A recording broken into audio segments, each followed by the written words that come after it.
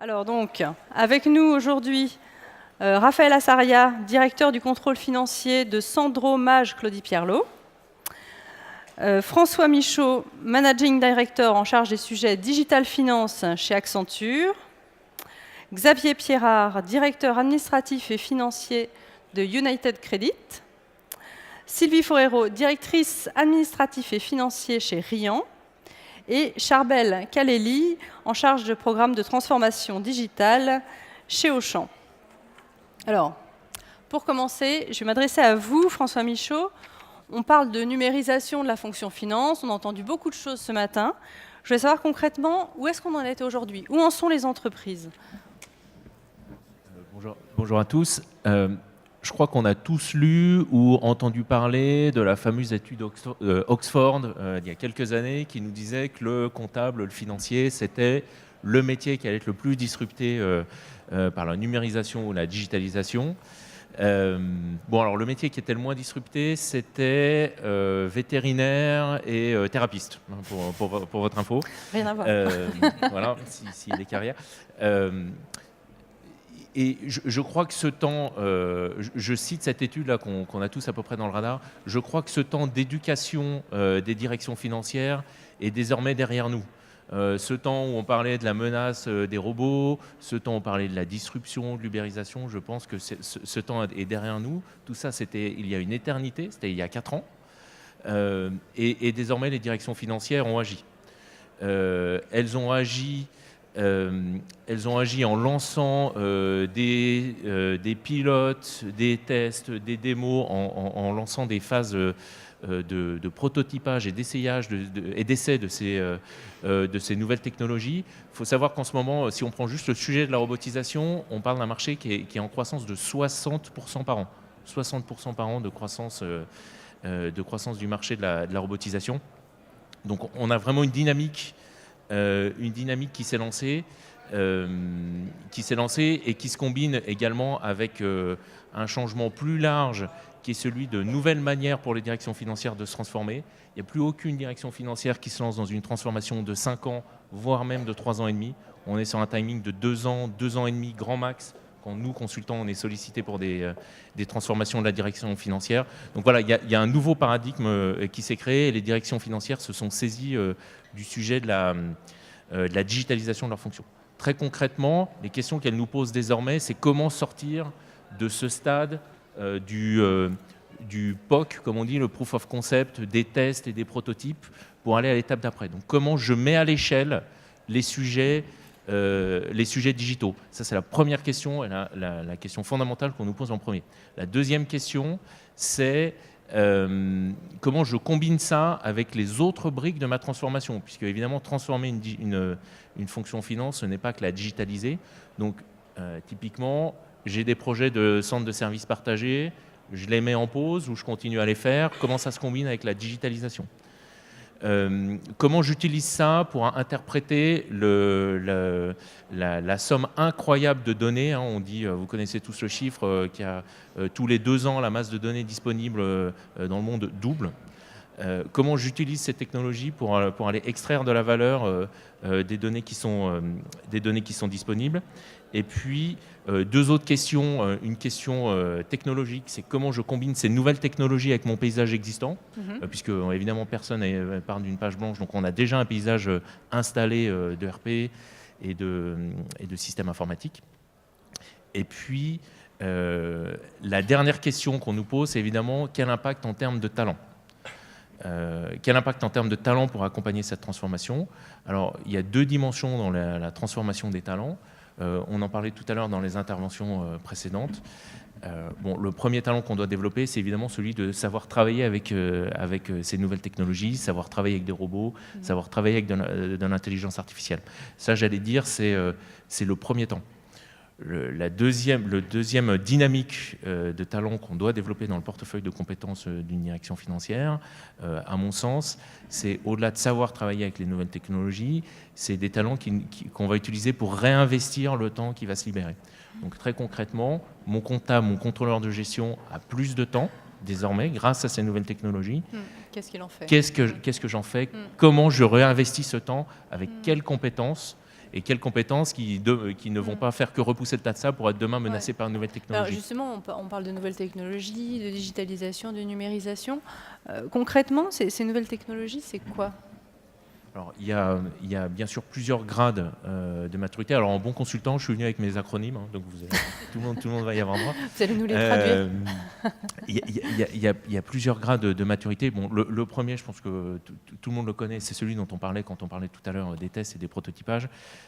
C'est celui qui consiste à mettre en place des technologies dites de robotisation, RPA en anglais. Donc un robot, évidemment, on est loin de l'humanoïde, hein, c'est un logiciel qui est Donc agnostique. RPA, c'est Robotic Process Automation. Ok. Un robot, on est loin d'un humanoïde, c'est un logiciel qui est agnostique d'un process et agnostique d'un système. Donc il est capable d'opérer une tâche en sautant d'un système à l'autre, d'une boîte email à un ERP, de pouvoir déclencher des workflows, etc. Donc très concrètement, les robots, ils sont capables désormais, dans leur stade les plus basiques, de créer des données de base, de saisir des factures, de réconcilier des factures, de faire un certain nombre d'activités de réconciliation complexes. Alors on travaille pour un grand client du secteur industriel qui lui a monté un centre entier animé par des robots qui créent de la donnée de base. Pour eux. Et le robot, globalement, il va soulager la direction financière de toutes ces activités transactionnelles de base et les activités qui, au final, ont très peu de valeur, les intercos, la préparation des cultures, etc. Le deuxième grade, c'est celui de l'intelligence artificielle. Alors pardon, sur le premier, les robots, je pense que tout le monde a à peu près lancé dans cette salle des tests de robots, des prototypages. La question, c'est comment je mets ça à l'échelle et je déploie ça urbi et orbi pour l'ensemble de mes pays. Et on voit des clients qui, typiquement dans la grande distribution, ont des centres d'excellence dédiés aux robots, donc à la mise à l'échelle de robots. Le deuxième grade, c'est l'intelligence artificielle, on en parlait tout à l'heure, avec deux composantes clés. La première, c'est ce qu'on appelle natural language, le langage naturel. Donc, l'exemple qu'on connaît tous, c'est celui des chatbots. On en a eu une démonstration tout à l'heure. Je demande les résultats du mois et la machine est capable de me répondre sans aucune intervention humaine. On a un deuxième exemple plus avancé qui est le narrative reporting, alors, qui est très en vogue en ce moment dans les banques et qu'on voit se déployer dans les grands groupes industriels. Je parlais il y a quelques jours encore avec un grand groupe du CAC 40, un industriel du CAC 40 qui est en train de lancer ce genre de technologie. Le narrative reporting, c'est des robots qui sont capables de vous faire automatiquement des commentaires de contrôle de gestion. Donc tout ce qui est commentaires d'analyse de variance, de budget, etc. Et c'est des commentaires assez qualitatifs et qui sont apprenants, donc qui s'appuient sur les commentaires précédents qui ont été produits par la machine et corrigés par l'humain. Donc ça, c'est la première partie, la partie langage naturel. Et puis après, on a la deuxième partie, c'est la partie machine learning. Donc c'est la machine qui auto-apprend et qui élabore elle-même ses propres règles et qui est là et qui est capable de réduire, d'opérer des tâches plus complexes comme des allocations de cash, des prédictions, hein, puisqu'évidemment, un des grands sujets, c'est d'être prédictif, donc des prédictions de trésorerie, prédictions de forecast. On accompagne Coca-Cola, le forecast de Coca-Cola est préparé. Enfin, il y a une version du forecast de Coca-Cola qui est préparée entièrement par la machine et l'intelligence artificielle. Ce forecast, il bat systématiquement celui des opérationnels. Un forecast artificial intelligence avec deux ingénieurs bat systématiquement celui des opérationnels. Alors ça pose d'autres sujets pour l'entreprise. Typiquement, Coca-Cola refuse de faire le switch vers le forecast purement artificiel parce qu'il ne contrôle pas. Donc on va en parler tout à l'heure sur les risques. Il y a une logique de contrôle et de compréhension de ce qui se passe. On ne fait que constater que c'est juste, mais on ne peut pas l'expliquer. Donc on doit le dépasser. Donc voilà, donc machine learning, donc c'est utilisé pour la prédiction. On le voit typiquement également quand on parle des énergéticiens, un des plus grands, le driver numéro 1 de l'EBITDA d'Engie, je crois que c'est le temps moyen en France. Voilà. Donc on voit vraiment comment ça on peut l'intégrer dans des prédictions si on a les bonnes capacités technologiques alignées derrière ça. Donc robotisation, robotisation, intelligence artificielle. Évidemment, il y a des sujets liés à la donnée, les data lakes, je pense que tout le monde a à peu près ça. Les data, pardon. Les data lakes sont Oui. des ensembles qui permettent de combiner les données de l'entreprise, D'accord. à la fois financières et métiers. Et puis, il y a un stade plus avancé. Alors, ça y est, je vous avais promis les acronymes. Donc, chez Accenture, on appelle ça le DARC. Alors, D, c'est Distributed Ledger, donc c'est le Ouais. blockchain. Ouais. On va y venir. A, c'est la réalité augmentée. Alors, ça a des applications plus ou moins précises pour la fonction finance. On a non, pardon, ça c'était le R. A, c'est Artificial Intelligence, pardon. On vient d'en parler. Et le Q, c'est Quantum Computing. Donc, c'est l'utilisation de capacités informatiques extrêmement avancées et extrêmement puissantes. D'accord. Donc ça, c'est pour demain. C'est pour demain. D'accord. Concrètement, aujourd'hui, Raphaël Assaria, comment ça se passe à l'échelle Bonjour. d'un groupe comme SMCP? Qu'est-ce qui vous préoccupe, vous, au jour le jour? Qu'est-ce que vous mettez en œuvre? Alors, par rapport à ce qui vient d'être exposé, on va revenir un petit peu en arrière et en effet redescendre sur Terre. Alors, juste pour vous donner un petit peu de contexte, SMCP, c'est un groupe en très très forte croissance qui a multiplié par 5 son chiffre d'affaires ces 8 dernières années, essentiellement par du développement à l'international. On faisait en 2012 70% de notre chiffre d'affaires en France. On fait aujourd'hui plus de 60% à l'international. Donc en fait, on est passé d'une PME nationale à un groupe multinational. Et ça demande quelque part que nos processus et nos systèmes puissent accompagner cette croissance. Donc on a eu beaucoup de projets cloud. Les intervenants de ce matin soulignaient que souvent on s'intéressait d'abord au front office, c'est ce qui s'est passé chez nous aussi, pour soutenir la croissance, avec des outils tels que Salesforce, des outils favorisant ce qu'on appelle l'omnichannel, avec donc des outils de WMS, d'OMS, pour tout ce qui est management des approvisionnements. Et à la finance, évidemment, on se posait la question aussi de, finalement, c'est quand est-ce qu'on est aussi, nous, concernés par le cloud. Par ailleurs, SMCP s'est introduit en bourse l'année dernière, enfin il y a 2 ans maintenant, en 2017, ce qui aussi donne une autre dimension, quelque part, à la fonction financière. Donc on a entrepris cet énorme projet de restructuration sur une roadmap de 3 ans de tous nos systèmes et process financiers.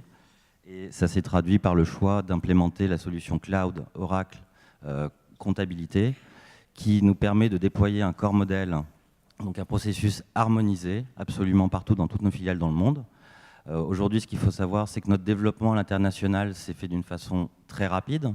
Et donc, on fait appel à des cabinets extérieurs qui utilisent chacun leur propre système comptable. Ce qui fait que nous, en centrale, on n'a absolument aucune visibilité, aucune transparence sur finalement la comptabilité locale. Donc, chaque demande d'information se passe par des échanges et évidemment prend du temps. Et on a une perte de productivité. Donc, le fait de déployer finalement un outil cloud harmonisé avec un design core modèle commun, avec du coup des règles de gestion, on va dire, et de comptabilisation commune partout dans le groupe, font qu'on aura demain plutôt accès depuis un endroit à tout moment à toute l'information dans toutes nos filiales. Par ailleurs, au-delà de ça, on a également décidé d'implémenter la brique Controlling Planning, qui est PBCS, ce qui également implique finalement beaucoup plus de transparence au travers des équipes, au sein des équipes, et notamment un contrôleur de gestion, lorsqu'il se pose une question de dépassement budgétaire, peut par simple drill down ou double clic remonter à la pièce comptable, à savoir à la facture, pour faire ses analyses, plutôt que d'avoir des échanges sans fin pour obtenir des niveaux de détail. Vous parliez d'introduction en bourse tout à l'heure. Est-ce que ça vous aide aussi dans tout ce qui est exigence d'information pour les investisseurs, exigence de reporting? Oui, bien entendu. Quand on est introduit en bourse, on est beaucoup plus observé et encadré d'un point de vue, on va dire, juridique, légal. On a beaucoup plus d'obligations vis-à-vis de l'AMF et vis-à-vis des investisseurs. Donc au-delà de la fiabilisation de notre production de nos comptes, on a des obligations en termes d'audit et de traçabilité qui font qu'on doit avoir des systèmes robustes et surtout des systèmes qui sont évolutifs.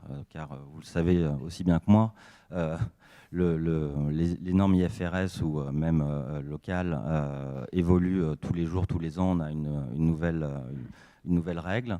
Et c'est très important qu'on puisse adapter nos systèmes. Et c'est pour ça aussi qu'une solution cloud, où finalement l'évolution du système est à la charge de l'éditeur, nous est apparue comme une solution très adaptée à nos besoins. Ouais, ce sont des projets vraiment stratégiques en fait. Sylvie Forero, chez Riant, vous, qu'est-ce que vous avez aussi été amené à mettre en place un ERP? Je crois qu'il existait absolument, enfin qu'il n'existait pas grand-chose au départ. Voilà, j'ai fait la démarche tout à fait inverse de ce que tu viens expliquer. Moi, j'ai travaillé pendant 30 ans dans des groupes américains cotés en bourse. Et puis, il y a 10 ans, je me suis intéressée à une très belle ETI qui s'appelle Riant. On fait 300 millions de chiffre d'affaires, mais on est partout dans le monde aussi. On a des filiales, on fait de l'export et on est sur tous les réseaux commerciaux en France. Donc une très grande complexité, on l'a vu, on a eu des consultants, une très grande complexité de notre portfolio, parce que quelques consultants sont cassés un petit peu les dents sur notre portfolio. Et quand je suis arrivée, grosso modo, c'est une petite histoire, mais c'est quand même rigolo. C'était l'industriel qui faisait tout dans la maison et on ne parlait que de volume. On ne s'intéressait pas aux marges et encore moins aux résultats opérationnels. D'accord. Et donc, mon rapport d'étonnement à Hugues Trévola, qui est notre propriétaire et PDG, ça a été de dire, mais Hugues, on ne peut pas continuer comme ça. Dans le futur, il faut absolument qu'on connaisse nos marges, parce qu'un produit où on peut faire peut-être 10 tonnes seulement, mais qui a une marge absolument incroyable, il vaut mieux le pousser qu'un produit où on fait 100 tonnes, mais qui ne gagne rien. Bon, c'est assez basique, mais finalement, c'est ça qu'on a fait. Et puis surtout, il n'y avait pas de langage commun. C'est-à-dire que j'avais un contrôle de gestion qui faisait des tonnes de données et qui ne savait pas les expliquer aux opérationnels. Donc ça ne servait à rien tout ça. Et puis dès que j'allais en comité de direction, tout le monde avait ses chiffres et voilà, ça contestait. Donc on a dit, OK, tout ça, on oublie. Et puis on a on s'est engagé dans le long chemin de mise en place d'un ERP, full scope, c'est-à-dire qu'on a mis tout en place sur toutes nos sociétés, on gère 20 sociétés. Que ce soit ici en France, aux États-Unis ou ailleurs, 20 sociétés ont été harmonisées. Qu'est-ce que ça nous a permis? Premièrement, un langage commun pour tout le monde, entre les achats, la supply, nous la finance, les industriels, etc. Nous avons un langage commun et ça c'est extrêmement important. Plus personne ne conteste les résultats qu'on sort aujourd'hui. Voilà. Deuxièmement, on a accéléré beaucoup la sortie des résultats. Troisièmement, on a mis en place dans un premier temps des tableaux de bord et puis ensuite on est monté sur PBCS. Et là, moi, mes financiers aujourd'hui, ce sont les business partners. Donc on fait des réunions, que ce soit avec les industriels ou que ce soit avec la partie des ventes, enfin chaque interlocuteur, la partie supply. Et mes gars de contrôle de gestion ou les filles, il y a les deux, ils vont vraiment avec les opérationnels, on analyse des causes de défaillance. On cherche ensemble à trouver qu'est-ce qu'il faut faire pour améliorer les choses. Voilà, c'est vraiment, on est des gens je veux pas de financiers assis dans leur bureau derrière leurs computers. Non, ils prennent leurs données, ils vont sur le terrain, ils analysent avec l'opérationnel et ils prennent des décisions. Ça nous a aussi permis à nous, au niveau du comité de direction, d'avoir des données et de commencer à projeter des plans stratégiques. Ça, c'était extrêmement important. Donc là, par exemple, on vient de faire notre plan 2023. Et je dirais que c'est vraiment, ça nous permet vraiment essentiellement de nourrir nos réflexions. On commence aussi à incorporer, je dirais, peut-être à un plus petit niveau, mais naturellement mes troupes sont venues sur le fait qu'aujourd'hui on processait beaucoup de factures, c'était ennuyeux. Donc les gens sont venus, c'est la base qui est venue me voir en me disant mais Sylvie, ça c'est ennuyeux, on préfère faire des travaux intéressants. Alors on va mettre une solution qui va reconnaître les factures et puis nous en tant qu'opérateurs, on va au contraire piloter le flux, savoir où ça bloque, aller dialoguer avec les achats, c'est ça notre valeur ajoutée. Voilà, c'est vraiment travailler ça. Ou en production, on a eu un exemple aussi récent. Voilà, on voulait gagner du rendement. On fait des recettes. On fait de la crème brûlée. C'est un produit très concret, mais on fait ça dans l'industriel. Donc, il faut qu'on soit précis dans la recette, dans les ingrédients qu'on emploie, parce que ça, c'est extrêmement important, et puis dans les dosages qu'on fait. Et aujourd'hui, les machines ont des automates qui mesurent tout ça. Par contre, ce n'était pas connecté avec notre système de gestion. Okay. Et là, on a un projet très concret où on vient chercher ce qui se passe sur les automates de la machine. La machine va tout nous dire. Entre la machine qui fait les crèmes brûlées. Oui, la machine qui fait, donc il sait combien elle a dosé, quels ingrédients elle a mis dans la recette. Et donc, on mesure les déviations par rapport à la recette standard et on mesure aussi si on met trop de produits, pas assez. Et donc, ça donne un message à l'opérateur qui va aller régler sa recette. Et nous, on est sûr du contenu de notre produit. Et surtout, donc c'est un projet qui coûtait quand même assez cher à notre niveau, 200 000 €, mais on l'a rentabilisé en moins d'un an. Voilà. Justement, c'est une des questions que je voulais vous poser un peu à tous. Il faut compter pour vous, c'est quelle part du budget de direction financière est consacrée aux technologies innovantes, chez Rian peut-être en premier. Alors, j'ai pas de chiffre, mais je dirais qu'un chiffre normal, pour aujourd'hui, ce que j'ai pu expérimenter dans mon passé, on est entre 1,5 et 2% de notre chiffre d'affaires aujourd'hui. D'accord, du chiffre d'affaires. Pour toute l'informatique. Chez Auchan, vous diriez que ça représente quoi? Bonjour à tous. Je sais pas si vous m'entendez. Oui. Ok, merci. Bonjour à tous. Chez Auchan, c'est à peu près la même chose en termes de chiffres. Mais pour l'ensemble de la direction informatique. Maintenant, on utilise ça pas que pour la finance, mais effectivement, on essaie d'utiliser ça pour tout ce qui est technologie innovante. Et donc, du coup, dans ce cadre-là, aujourd'hui, moi qui viens de l'IT, je veux dire, c'est pas assez. Oui. Mais bon, on fait avec les moyens que nos financiers nous donnent. Donc, voilà. Chez SMCP, ça représente quoi en termes de budget? Comment on évalue ça? Je sais pas. Ah oui. Chez nous, on investit 6% de notre chiffre d'affaires en CAPEX et 25% de ces CAPEX sont dédiés aux infrastructures et donc aux projets informatiques. D'accord. Alors, avec évidemment un projet comme celui qu'on a sur la solution Finance Oracle et sur PBCS, ça représente un gros budget en ce moment, mais c'est vrai que ça n'a pas vocation à être à un tel niveau. À être récurrent. Voilà, ça va d'un projet à l'autre, on va dire. Effectivement, quand on lance ce type de programme, effectivement, vous voyez que la dépense augmente d'un coup, et donc du coup, il faut justifier les chiffres et donner les niveaux de rentabilité qui vont bien.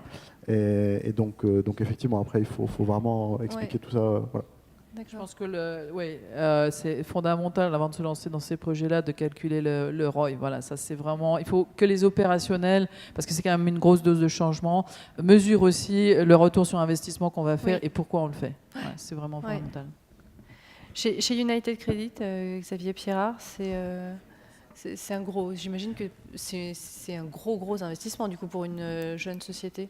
Oui, alors chez nous, c'est un gros investissement, mais on le voit un petit peu différemment parce qu'on regarde ce qu'ont fait nos aînés. United, on est une société assez jeune, on s'est lancé en 2012.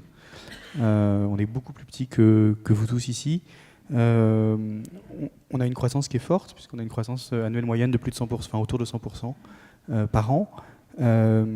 Et donc le choix qu'on a fait, c'est vraiment de se lancer, de faire l'investissement tôt, en se disant justement que ça nous coûterait moins cher que si on le fait plus tard.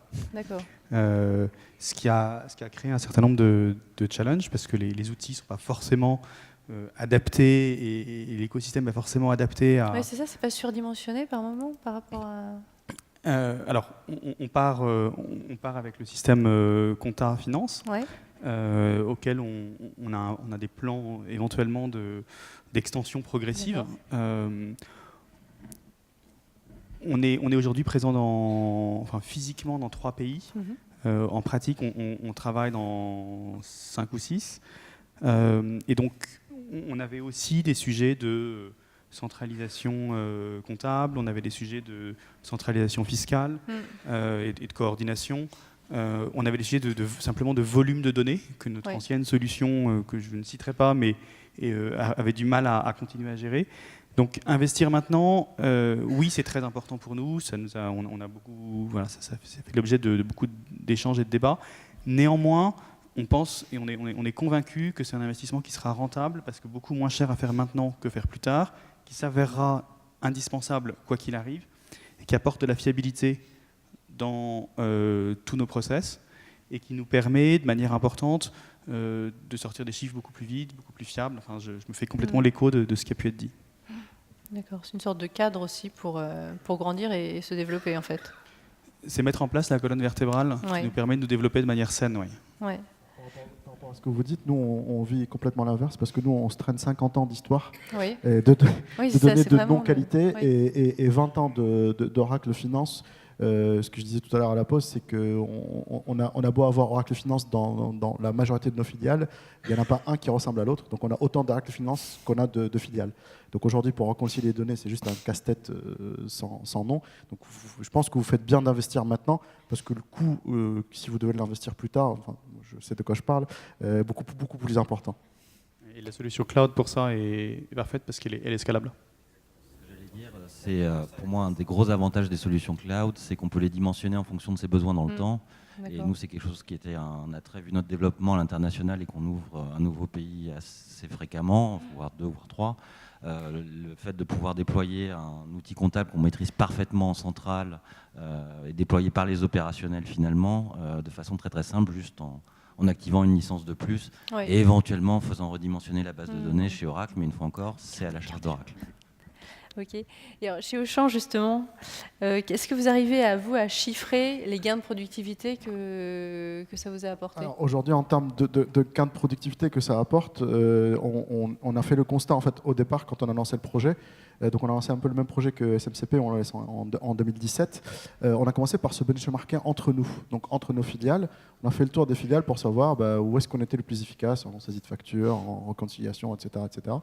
Et on s'est rendu compte que nos comptables passaient 70 à 80% de leur temps à uniquement faire de la saisie. Donc lorsque vous vous dites qu'ils sont venus vous voir pour vous dire je ne veux plus faire de la saisie mais je veux de la réconciliation automatique, nous c'est ce qu'on vit, c'est ce qu'on vit tous les jours.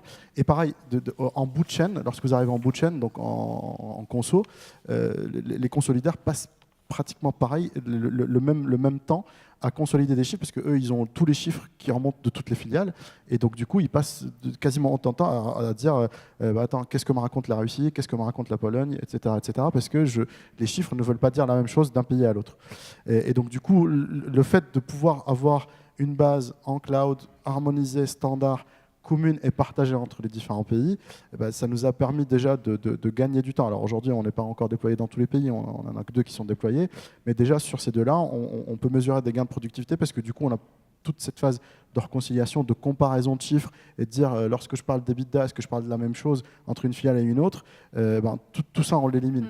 Et donc du coup, on arrive quand même à faire gagner du temps.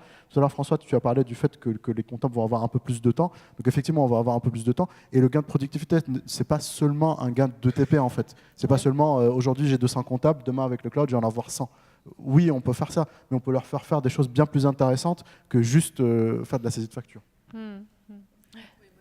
que je voulais rajouter, je pense qu'effectivement, avoir ce genre de setup, c'est aussi stratégiquement très important, parce que aujourd'hui, le temps, notamment pour faire des acquisitions, pour grossir vite, il faut acquérir parfois, dans certains métiers, acquérir assez rapidement des sociétés. Et le fait de pouvoir les intégrer très rapidement dans sa base d'analyse le plus vite possible et fait partie aussi de la manière dont on va intégrer l'entreprise le plus rapidement possible et qu'elle comprenne, qu'elle se mette au rythme du groupe qu'elle intègre le plus vite possible. Nous, on a une expérience très récente. On a pris une acquisition majoritaire, c'était au début de cette année. Et aujourd'hui, on a déjà déployé la finance et les ventes dans cette société en 4 mois. Parce qu'on est venu avec notre modèle. Il n'y avait pas de réticence non plus de l'autre côté. Et voilà, aujourd'hui, ils sont opérationnels sur le système. On fait la GPA dans 3 mois. Et à la fin de l'année, la société est complètement intégrée chez nous. Et voilà. Et opérationnellement, c'est quand même très efficace. On dit que que toutes ces évolutions mettent le directeur financier au centre du jeu. Est-ce que vous pensez que le rôle du directeur financier a changé les uns et les autres, par exemple chez SMCP? Ou finalement, est-ce qu'on revient à la base, est-ce qu'on revient au vrai métier du directeur financier et on arrête de s'embêter avec toutes les tâches administratives? Alors, on ne peut pas non plus complètement révolutionner la fonction. On aura toujours des obligations, on aura toujours des responsabilités vis-à-vis de certaines administrations et vis-à-vis de nos actionnaires et des marchés financiers quand on est coté. Ceci étant dit, je rebondis un peu sur ce qui a été dit plus tôt, le fait d'avoir des outils qui augmentent la productivité. Moi, je vais prendre un exemple très simple. On a 1200 boutiques dans le monde. On a donc des réconciliations de caisses à faire. Le fait d'avoir un outil robotisé, évidemment, ça dégage du temps par rapport à un processus manuel. Et donc, nous positionnons fonctions, on va dire, dites support, comme des business partners vraiment. Donc, ça nous permet, quand on est plus productif, de passer un peu moins de temps dans la production, évidemment, et dans le passé, mais d'être un peu plus tourné vers le futur et vers les opérationnels. Et donc, de participer à des décisions stratégiques d'analyse de rentabilité sur une ouverture de points de vente, de contribuer de façon active dans les plans stratégiques, de participer à des arbitrages sur les projets qu'on doit mener, notamment en étudiant des retours sur investissement, pas forcément que financiers d'ailleurs, aussi en termes de qualité du travail et de finalement potentiel d'amélioration du quotidien des équipes. D'accord. Je me permets de rebondir parce que par rapport à ça, aujourd'hui, nous, on se rend compte que c'est un projet de transformation de l'entreprise. Ce n'est pas qu'un projet de transformation entre métiers et IT. Parce qu'à la base, on s'était dit, bon, on va écrire des process standards par le métier, on va prendre un outil, on va le mettre dedans, et ça ira. Et en fait, si vous omettez la partie de changement de métier et de l'accompagnement que vous voulez en mettre, vous passez à côté de quelque chose de très important. Et donc ça, il faut l'accompagner tous les jours. Parce qu'on parle de projet de transformation et on se dit on va démarrer à telle date et on va finir à telle date. Mais aujourd'hui, nous, on se rend compte que c'est de la transformation perpétuelle. Donc c'est tous les jours qu'il faut accompagner cette transformation-là. Donc, je pense que c'est important aussi de se dire que c'est pas uniquement... on parle du rôle du CFO, du rôle de l'IT en accompagnant, mais c'est vraiment un projet de toute l'entreprise. Donc la composante RH, il ne faut pas l'oublier. Vous voulez commenter? Oui. Oui, bah oui. Non, je veux dire, l'humain, c'est à la fois le plus grand accélérateur, mais ça peut être aussi le plus grand frein dans un changement. Donc voilà, c'est pour moi le fondamental dans une équipe de changement. Il y a l'équipe projet qui est là, mais il y a forcément la fonction RH et il y a forcément la fonction communication. Et c'est avec et puis bien sûr la direction qui accompagne et qui donne le rythme de ce changement. Et sans ces trois éléments, on ne fait pas grand-chose en fait. Parce qu'il faut, moi de mon expérience, voilà, on part avec le groupe, on regarde à l'intérieur des équipes qui vont effectuer le changement, quels vont être les éventuels ambassadeurs, quels sont les gens qui vont être en difficulté. Parce qu'il faut, en fait, vous allez parfois être très surpris, mais les gens qui peuvent être très bons dans un ancien système vont être complètement perdus dans un nouveau système. Donc il faut très vite comprendre qui vont être les ambassadeurs et qui vont être les points de repère de tout le monde et qui sont les gens qui vont être en difficulté sur lesquels il va vraiment falloir les accompagner. La deuxième chose, c'est de la formation. Bien sûr, elle doit être là, et former, c'est obligatoire. Et troisièmement, c'est de la communication, parce qu'il n'y a rien de pire, d'angoisse que les gens ne savent pas vers quoi on les emmène, le pourquoi on les emmène. Et donc communiquer, c'est tout ce que je peux dire à tous les niveaux. Vraiment, c'est le rôle essentiel pour accompagner un changement. Ouais. On n'a pas forcément ces problèmes d'adaptation dans une jeune société, puisqu'on part avec le nouveau système directement. En quoi, chez vous, cette évolution de la fonction finance va vraiment mettre le directeur financier au centre du jeu? Qu'est-ce que vous auriez à dire là-dessus? Je sais pas si ça met plus ou moins au centre du jeu. En tout cas, ça rend les choses plus faciles. C'est-à-dire que, comme on l'a dit, le jeu n'est pas de passer du temps à réconcilier les caisses, les comptes, mais d'en sortir un message et vous, pour votre activité, d'aider à piloter l'entreprise. Il y a différentes choses qui sont importantes chez nous, notamment mettre le client au centre et le garder au centre. C'est pour ça qu'on existe et c'est comme ça qu'on essaie de se différencier. L'un des facteurs donc chez United Credit, on fait du crédit à la consommation qu'on offre aux ménages français, italiens, espagnols, portugais. L'un des facteurs différenciants, c'est qu'on essaye de répondre à nos clients très vite, en moins de 24 heures. C'est la promesse qu'on leur fait. On a l'ambition d'aller encore plus vite. Pouvoir intégrer de manière transparente, notamment grâce aux solutions Oracle qu'on a utilisées, des données financières, des données opérationnelles, un petit peu comme vous le faites sur vos chaînes de production, pour en sortir des indicateurs qui sont pas seulement financiers, mais opérationnels et financiers, nous permettent d'améliorer nos décisions, de nous rendre compte déviations qui peuvent avoir lieu, qui peuvent sonner des alertes chez nous, dans un sens ou dans l'autre, soit parce qu'on n'est pas assez rapide et qu'il faut qu'il y ait un blocage quelque part, soit parce qu'on est peut-être trop rapide et qu'il y a des vérifications qu'il faut approfondir. Donc voilà, c'est ce mélange et l'accessibilité de la donnée, c'est évidemment clé. Chez United, on a un tiers de nos effectifs qui sont des ingénieurs et des data scientists, donc on est déjà très orienté vers la donnée.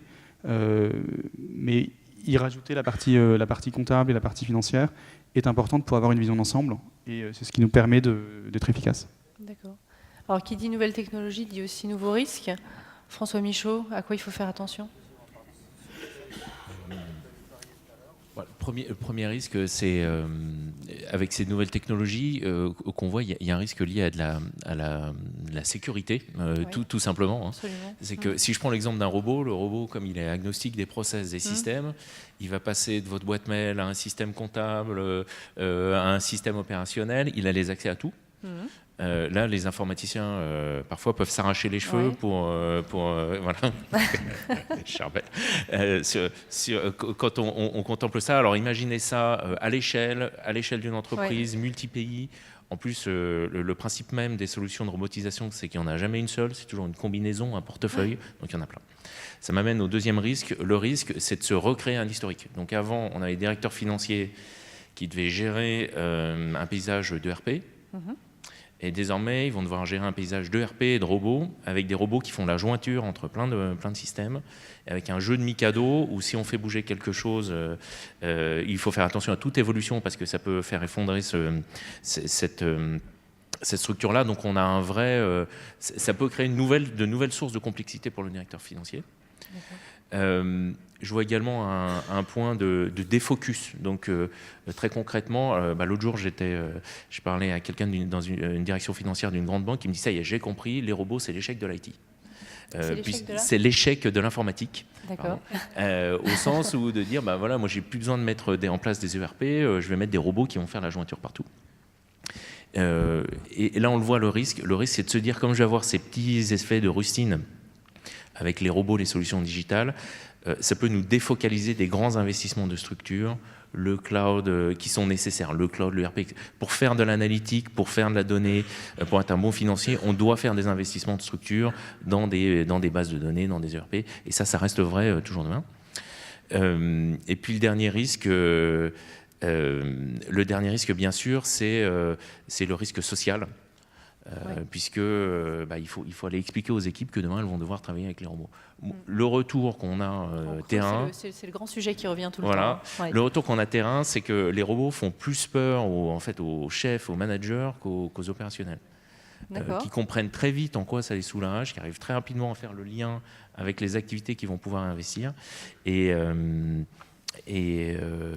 Donc c'est un risque à avoir à l'esprit, mais paradoxalement, c'est une communication qui est plus forte auprès du middle management qu'auprès des opérationnels. Alors, juste par rapport à ce que tu disais, François, là, en dernier, les opérationnels, ils adorent les robots parce que ça leur enlève tout ce qui est pain. Tout ce qui est tâches sans valeur ajoutée. Je vais prendre un exemple concret qu'on a chez nous. En fait, on a des équipes qui doivent saisir des codes EAN. Par exemple, des codes EAN de Rian. Par exemple, ils ont 2 fichiers Excel qu'ils devaient comparer. Donc, les codes EAN, en général, ils ne sont pas très lisibles. Voilà. Donc, du coup, ils devaient les comparer des fichiers Excel. On a mis en place un robot qui permet d'ouvrir les fichiers Excel, de comparer et du coup d'aller saisir dans le système. On n'a jamais été autant plébiscité, parce qu'à chaque fois qu'on appelle l'informatique, c'est quand ça ne marche pas. On n'a jamais été autant plébiscité que par rapport à ça. Et je me permettrais aussi de rajouter un risque, François, si je me permets, c'est un risque géopolitique. On va peut-être en parler après, mais aujourd'hui, nous, on est en plein déploiement sur la Russie. Et tout ce qui est données liées aux citoyens russes, on a énormément de problèmes à les sortir de la Fédération de Russie. Et donc, le risque aussi, parce que comme on est sur de la data, le risque aussi est lié à cette localisation, on va dire, de data. Et donc, du coup, il faut aussi composer avec les différents gouvernements, avec les différentes lois, pour justement être systématiquement compliant avec ça. Tout à l'heure, on parlait de l'évolution du rôle du directeur financier. Bon, alors on connaît les deux rôles historiques, conseiller du prince et intendant. Évidemment, avec tout ça, plus conseiller du prince que jamais. Mais ce qu'on voit également, c'est que l'ensemble de ces Le rêve, c'est vocables... se débarrasser de l'intendance. Voilà, par principe, l'ensemble de ces vocables, ces terminologies, ces logiques doivent être maîtrisées par le directeur financier. Quand on a eu dans les années 2000 les grandes vagues d'ERP, on avait des directeurs financiers qui parlaient plus ERP, plus l'ERP que les consultants, les intégrateurs. Ils parlaient l'Oracle, le SAP. Et là, ils doivent faire ce même chemin d'appropriation avec les nouvelles technologies. D'accord. Est-ce que vous rencontrez beaucoup de réticences, les uns et les autres, concrètement, de vos équipes? Est-ce qu'il y a des réticences au changement, est-ce qu'il y a des blocages? Nous, je pense qu'on est dans une situation, dans le cadre de notre projet spécifique, on est dans le cadre d'une situation assez particulière, puisqu'il y avait une vraie volonté de toutes les équipes finances de faire évoluer nos systèmes. Donc là, c'était un contexte, on va dire, parfait. Et on a été un peu plus loin. On a fait notre pilote aux États-Unis, enfin North America et Canada, qui avaient les systèmes comptables les plus archaïques. Donc c'était quelque part, eux, on attendait impatiemment en tapant du pied qu'on arrive. Et quand on a dû... on a fait le projet de déploiement du pilote initialement en 5 mois, on en a mis 6. Mais le mois de plus a été... voilà, ils étaient vraiment très demandeurs. De la même façon, d'un point de vue contrôle de gestion, on avait un outil qui a été un peu développé avec des rustines, avec le temps, sur une solution on-premise, donc qui était plus maintenue. Donc de la même façon, une très très forte demande de faire évoluer nos systèmes. Pour rebondir un tout petit peu sur ce qui a été dit sur le risque humain, je suis assez d'accord aussi avec la vision que c'est aussi pour moi une opportunité. Aujourd'hui, on a des équipes qui sont de plus en plus en demande finalement de contribuer avec des tâches à valeur ajoutée. Et en effet, si on peut les soulager par de la modernisation, de l'automatisation de tâches à très faible valeur ajoutée, finalement, pour moi, c'est plus une opportunité, voire même une opportunité d'aller recruter des talents en disant qu'on est une société moderne. Pour moi, ça fait partie du change, parce que c'est ça qui est vendeur en disant venez chez nous, vous allez faire de la saisie, et c'est beaucoup moins funky que leur dire vous allez travailler avec des robots ou des choses comme ça. Après, nous, ce qu'on a rencontré également en termes de réticence, si je peux parler de réticence, c'est plutôt des problématiques, on va dire, liées aussi aux différences culturelles.